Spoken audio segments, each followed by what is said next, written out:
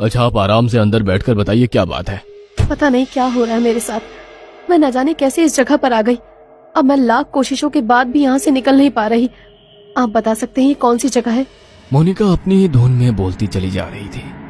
तभी उसे महसूस हुआ कि कार सवार युवक उसे वापस प्लेटफॉर्म की ओर ले जा रहा है। No please stop.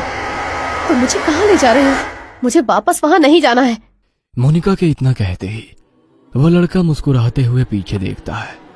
अगले ही पल उस लड़के का चेहरा बदलने लगता है और वो उसी आदमी की शक्ल में बदल जाता है जो ट्रैक पर उसका पीछा कर रहा था।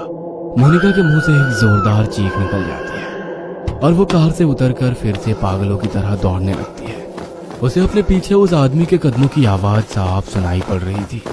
दौड़ते हुए वो वापस अपनी ट्रेन के सामने आ जाती है।